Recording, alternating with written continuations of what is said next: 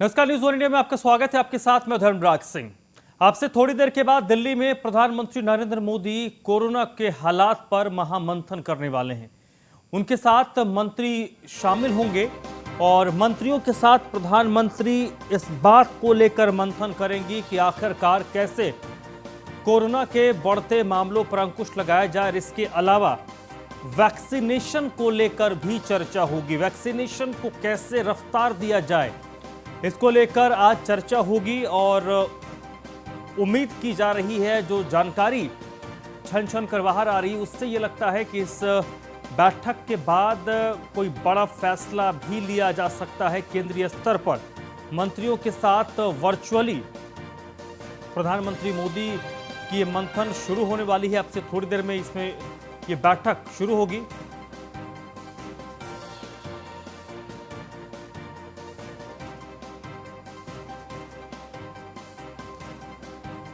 प्रधानमंत्री नरेंद्र मोदी मंत्रियों के साथ आज कोरोना के वर्तमान हालात और वैक्सीनेशन को लेकर चर्चा करने वाले हैं।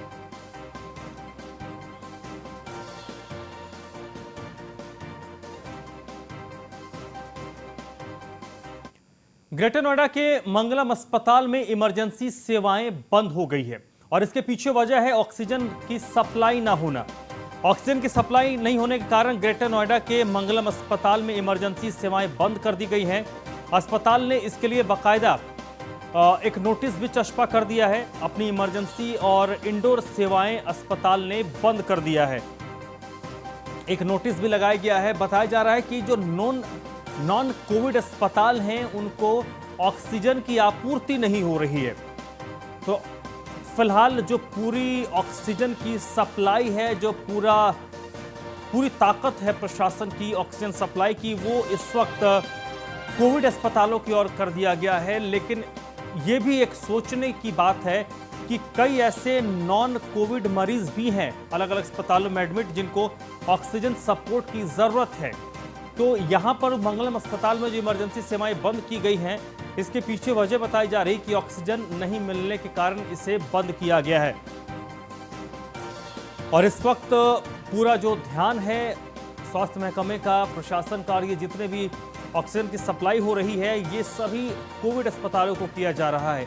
लेकिन नॉन कोविड अस्पतालों में भी अलग अलग मामलों में जो कई गंभीर मरीज हैं, जो ऑक्सीजन के सपोर्ट में हैं, वैसे मरीजों को इस वक्त बहुत ज़्यादा दिक्कत हो रही है।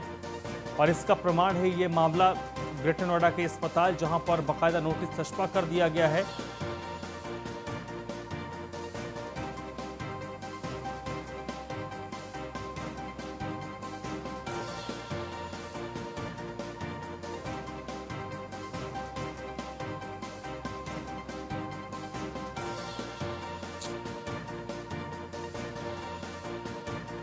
ग्रेटर नोएडा का मंगलम अस्पताल, जहां पर ऑक्सीजन की सप्लाई नहीं होने के कारण इमरजेंसी सेवाएं बंद कर दी गई हैं। अस्पताल की ओर से बाकायदा एक नोटिस भी चस्पा कर दिया गया है कि ऑक्सीजन नहीं होने के कारण इमरजेंसी सेवाएं और इंडोर सेवा अस्पताल ने बंद कर दिया है। इस वक्त स्थिति यह है कि जो नॉन कोविड अस्पताल हैं उनको ऑक्सीजन सप्लाई में काफ़ी दिक्कत आ रही है, क्योंकि पूरी जो ताकत है इस वक्त कोविड अस्पतालों की ओर है। जितने भी ऑक्सीजन सप्लाई हैं कोविड अस्पतालों को ज़्यादा दिया जा रहा है। ऐसे में जो दूसरे गंभीर बीमारियों से ग्रसित मरीज हैं उनको काफ़ी दिक्कत हो रही है।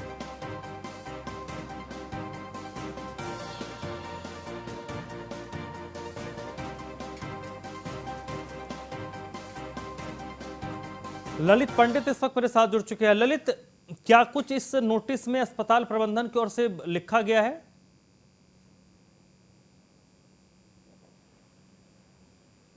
जी, मंगलम अस्पताल में जो इमरजेंसी सेवाएं बंद हुई हैं, इसके पीछे अस्पताल ने क्या तर्क दिया है?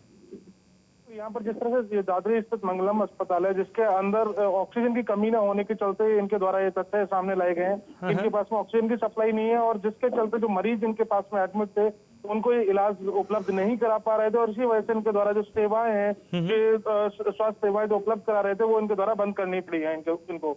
लेकिन वही एक बड़ी चीज है, जिस तरह से डिस्ट्रिक्ट एडमिनिस्ट्रेशन के द्वारा बार बार कहा जा रहा है कि जनपद में किसी भी अस्पताल के अंदर ना तो ऑक्सीजन की कमी है, ना ही किसी अन्य इक्विपमेंट की, दवाइयों की कहीं पर कमी देखी गई है। लेकिन वहीं जब जिस ग्राउंड पर जब जाकर के इन चीजों का जो ये फैक्ट्स हैं इनको चेक किया जाता है, तो अधिकतम अस्पतालों के अंदर जो रेमडेसिविर इंजेक्शन है व अन्य जो दवाइयां हैं उनकी कमियां देखने को मिलती हैं।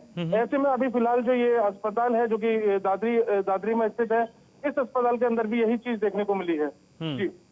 और ये क्या एक नॉन कोविड अस्पताल है, तो ये भी एक बड़ा चिंता का विषय है कि अगर सारे ऑक्सीजन की सप्लाई कोविड हॉस्पिटल को कर दिया जाएगा तो कई ऐसे गंभीर मरीज हैं अलग अलग अस्पतालों में जो कोरोना से ग्रसित नहीं है लेकिन उनको ऑक्सीजन की जरूरत है, तो प्रशासन को तो ये सामंजस्य बनाना पड़ेगा।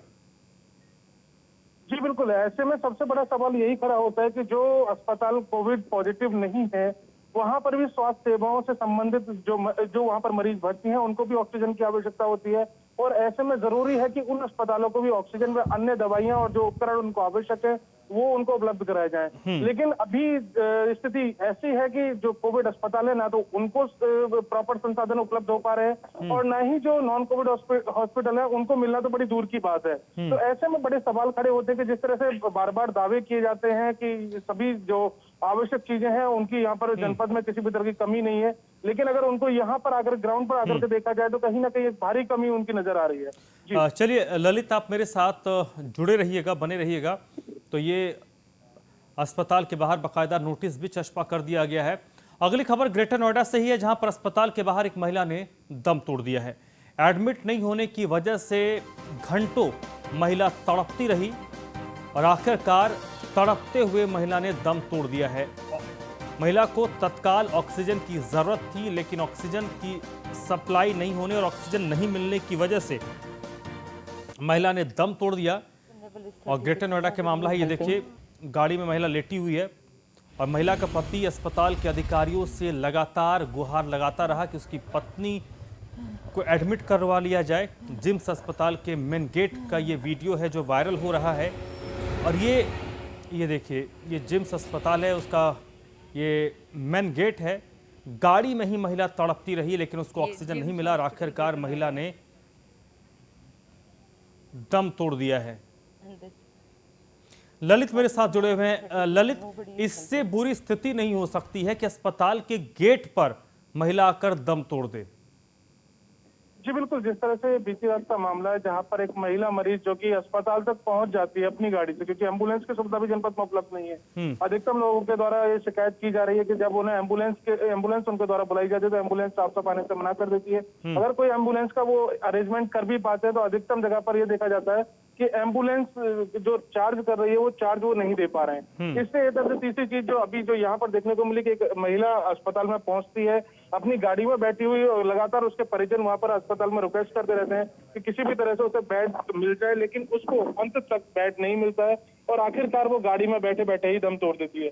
तो ऐसे में बड़े सवाल यहाँ पर जिला जो स्वास्थ्य विभाग है उसके ऊपर खड़े होते हैं कि ऐसे मामलों में जहाँ मरीज खुद चल करके अस्पताल तक पहुंच रहा है और उसकी स्थिति दयनीय है, तो ऐसे में उसको सबसे प्रथम ये चाहिए अस्पताल को कि उसको तुरंत उपचार प्रदान करे और उसकी जो स्थिति है उसको देखते हुए उसको तुरंत उपचार प्रदान किया जाना चाहिए। इस महिला का जिसका अभी हम लोग दिखा रहे हैं, इस महिला की ऑक्सीजन लेवल जो SpO2 लेवल था वो बीती रात बताया गया था कि 40 के आसपास पहुंच गया था और उसके परिजनों के द्वारा लगातार जो अस्पताल प्रबंधन है उनसे रिक्वेस्ट की गई, लेकिन अंततः महिला गाड़ी के अंदर ही दम तोड़ देती है और उसको उपचार प्रदान नहीं किया जाता। तो ऐसे में कई गंभीर सवाल यहाँ पर जिला प्रशासन और जो जिला स्वास्थ्य विभाग है उसके ऊपर खड़े। चलिए, बहुत बहुत शुक्रिया ललित आपका। चलिए बढ़ते आगे। अमेठी में ऑक्सीजन की समस्या दूर होगी। स्मृति ईरानी के प्रयास से अमेठी में ऑक्सीजन की कमी जो बनी आ रही है उस किल्लत को दूर किया जाएगा। देर रात को नंदन रिफिलर प्लांट में ऑक्सीजन को स्टोर किया गया है और देर रात ही 3 टन ऑक्सीजन की गाड़ी आवंटित की गई है। अस्पताल संचालक को आसानी से अब अमेठी में ऑक्सीजन मिले, इस बात को कंफर्म किया है अमेठी की सांसद स्मृति ईरानी ने।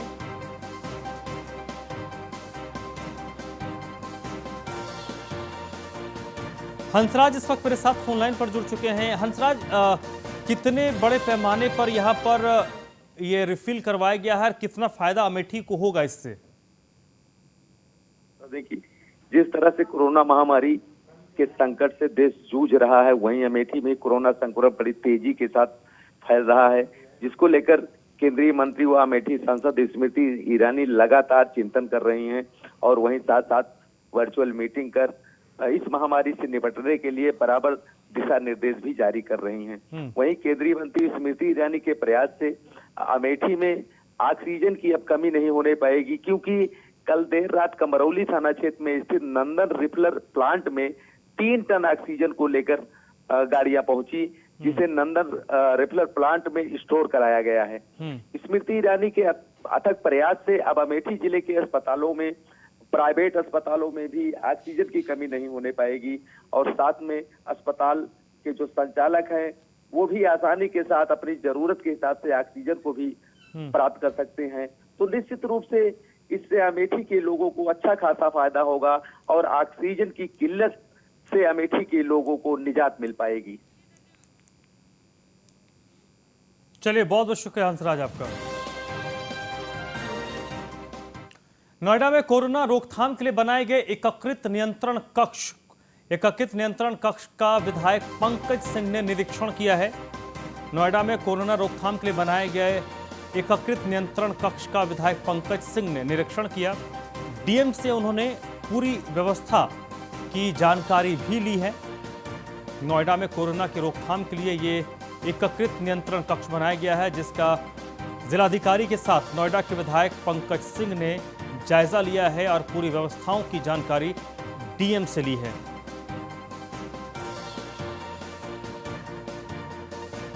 जौनपुर के जिला अस्पताल में मरीजों की जान के साथ खिलवाड़ हो रहा है। मुख्यमंत्री के निर्देश के बावजूद भी जिला अस्पताल में मरीजों को कोई सुविधा नहीं मिल रही है। मरीज जमीन पर तड़पने को मजबूर हैं। ऑक्सीजन के अभाव में अस्पताल प्रशासन ने मरीजों को भर्ती करने से इनकार कर दिया, जिसके बाद मरीज जमीन पर ही तड़पने को मजबूर हैं। क्या दिक्कत है सर? मेरे पिताजी को जो है ऑक्सीजन इनका 55 है।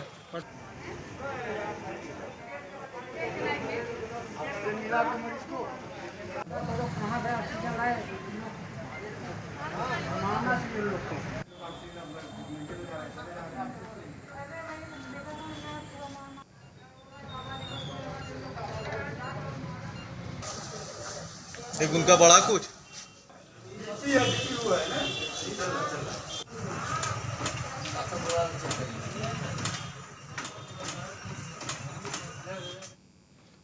सहारनपुर जिले में कोरोना मरीजों का आंकड़ा लगातार बढ़ता जा रहा है। सहारनपुर में रोजाना 300 से 400 पॉजिटिव केस सामने आ रहे हैं, जबकि सहारनपुर में कोरोना के एक्टिव मरीजों का आंकड़ा 3500 के पार हो गया है। वहीं जिले में अब तक कुल 160 कोरोना मरीजों की मौत भी हो चुकी है।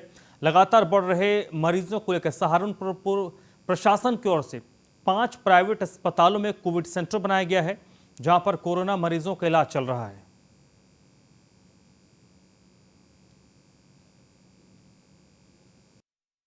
देश भर में जहां कोरोना का आंकड़ा लगातार बढ़ रहा है, तो वहीं अगर बात सहारनपुर की करें तो सहारनपुर में भी लगातार कोरोना का आंकड़ा बढ़ रहा है। फिलहाल सहारनपुर में एक्टिव केस जो हैं वो 3500 के आसपास यहाँ पर एक्टिव केस हैं, और अगर डेथ की बात की जाए तो कोरोना से मरने वालों मरीजों की संख्या फिलहाल 160 है। कि जो मरीज है कहीं ना कहीं उनकी केयर को लेकर, उनकी तमाम व्यवस्था को लेकर सरकार लगातार नज़र बनाए हुए है। फिलहाल कुछ लोग यहाँ पर मेरे साथ मौजूद भी हैं, जिनके यहाँ पर पेशेंट जिनके यहाँ पर भर्ती हैं, उनसे बातचीत करने की कोशिश करेंगे कि किस तरह की व्यवस्थाएं हॉस्पिटल में मौजूद हैं। आपका नाम क्या है? मैं अरविंदर बोल रहा हूँ। ये बताइए आप कहाँ से हैं? सहारनपुर से हूँ। आपका भी कोई एडमिट है यहाँ पर? हाँ, हमारे रिलेटिव हैं यहाँ पर, और बड़े दुख से कहना पड़ रहा है 5 दिन हो गए वी ब्रॉस हॉस्पिटल वालों ने कोई यहाँ केयर नहीं है। नंबर ऑफ पेशेंट्स ज़्यादा हैं और व्यवस्था इनके पास बहुत कम है। एक मशीन है और बहुत सारे पेशेंट हैं। वही मशीन की जो बारी आती है वो सब पेशेंट होने के बाद बारी आती है। आप बताइए आपका यहाँ पे कौन एडमिट है अस्पताल में? हमारे मालिक हैं। उन्हें क्या दिक्कत, किस तरह की दिक्कत हो रही है? उन्हें यही दिक्कत हो रही है, 8-10 दिन से परेशान है यहाँ पे। तो ये बताइए क्या व्यवस्था है अस्पताल में, क्योंकि सेंटर यहाँ पे बनाया गया है प्रशासन की तरफ से, तो किस तरह की व्यवस्था यहाँ पर है? भैया मैं तो आज ही आया हूँ यहाँ पे, लेकिन हमें पता लग रहा है यहाँ पे हमारे 5 दिन से मरीज पड़ा हुआ है। तो कोई केयर नहीं हो रही है, कुछ नहीं है, अभी यहाँ से दूसरी जगह ले जाके जा रहे हैं। क्या ऑक्सीजन की दिक्कतें आ रही हैं, किस तरह की, या बेड की समस्या आ रही है? बस ये तो हमें फिलहाल तो बता नहीं सकते यहाँ पे क्या हुआ क्या नहीं लेकिन हुआ। कंडीशन ठीक नहीं है। कंडीशन ठीक नहीं है। आपका भी कोई है और इनके साथ ही हैं जो भैया? तो कुल मिलाकर जो मरीज जो यहाँ पर भर्ती हैं, उनके परिजनों से बातचीत हमने की। उनका साफ तौर पर कहना कि जिस तरह की व्यवस्थाएं जो सरकार बता रही है, उस तरह की व्यवस्थाएं हॉस्पिटल में जो मरीज़ हैं उनको नहीं मिल पा रही है। कहीं ना कहीं ऑक्सीजन की प्रॉब्लम भी है, बेड की प्रॉब्लम भी है, और जिस तरीके से अस्पताल के अंदर जो केयर होनी चाहिए वो सब उनको वहाँ पर नहीं मिल पा रही है। फ़िलहाल कोरोना का आंकड़ा बढ़ रहा है और कहीं ना कहीं सरकारें और जो अधिकारी हैं वो यहाँ पर कहीं ना कहीं कोशिश भी लगातार कर रही है। लेकिन अगर बात करें, लोग चाहते हैं कि जो उनके परिजन जो है उनके परिजन बच जाएं या उन बीमारी से दूर रहें, तो कहीं ना कहीं लोगों को खुद ही एक कदम उठाना होगा और कोरोना से बचाव के लिए अपने घर पर भी रहना होगा। Vineet Sharma, news 1 India, Saharanpur. सुल्तानपुर में कोरोना ने तांडव मचा रखा है। कोरोना के कहर से सुल्तानपुर के में लगातार स्थिति खराब हो रही है। यहाँ पर L1, L2 अस्पतालों में मरीजों की भारी भीड़ लगी है। उन मरीजों का आरोप है कि जिले में ऑक्सीजन सिलेंडर की जमकर कालाबाजारी हो रही है। सूबे के स्वास्थ्य मंत्री के प्रभार वाले जिले में जिला अस्पताल का हाल बेहाल है। जिला अस्पताल की व्यवस्था पूरी तरीके से ध्वस्त है। CMO, CMS अपने ऑफिस से गायब हैं। जी हाँ, हम आज खड़े हुए हैं सुल्तानपुर के जिला चिकित्सालय में, और यहाँ पर जिस तरह से लोगों को परेशान किया जा रहा है, या समझ लीजिए कि यहाँ पर गैस नहीं है, उसके अभाव में लोग परेशान हो रहे हैं और उनका इलाज समुचित व्यवस्था नहीं हो पा रहा है।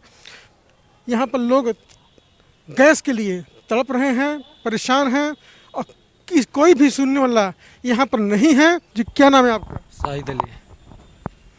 क्या प्रॉब्लम है आपको? प्रॉब्लम यही है सर कि आज 3-4 रोज से खांसी आ रही थी इनको। लबुआ हॉस्पिटल आज में लेके आए, सांस फूल रहा था इनका, काफ़ी सांस लेने में दिक्कत आ रही थी, तो वहाँ से हमें सुल्तानपुर रेफ़र कर दिया गया।